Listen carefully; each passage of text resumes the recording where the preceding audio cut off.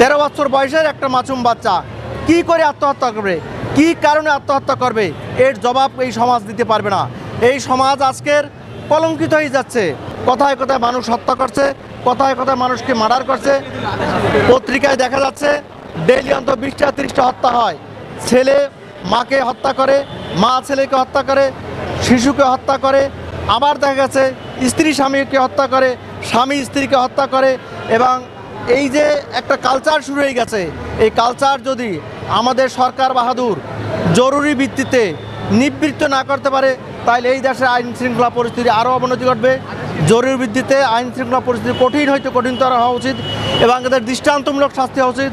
2টা মাসুম বাচ্চাকে যারা লেখাপড়া করার জন্য দিয়েছে, অত্যন্ত গরিব মানুষ, তাদের একটি ছেলেকে নির্মমভাবে পিটাইয়া তাকে হত্যা করা হয়েছে এবং তার একটা নাটক সাজাতে চেয়েছিল যে এই ছেলেটি আত্মহত্যা করছে। 13 বছর বয়সের একটা মাসুম বাচ্চা কি করে আত্মহত্যা করবে, কি কারণে আত্মহত্যা করবে, এর জবাব এই সমাজ দিতে পারবে না। এই সমাজ আজকের কলঙ্কিত হয়ে যাচ্ছে। এবং আজকের বিজ্ঞ আদালতের লম্বা শুনানি করা হয়েছে। মামলায় এজাহারে বলা আছে যে এই ছেলেকে অমানসিক নির্যাতন করে হত্যা করা হয়েছে এবং হত্যার পর শ্বাসরোধ করা হয়েছে। এই কথা দুটিও বলা হয়েছে। বিজ্ঞ আদালতের উভয় পক্ষে শুনানি আনতে একজনকে 3 দিনের রিমান্ড মঞ্জুর করেছেন, আর একজনকে বিজ্ঞ আদালত নারী শিশু আদালতে প্রেরণের ব্যবস্থা করেছেন যেহেতু তার বয়স কম। এইটাই হলো আজকের আদেশ।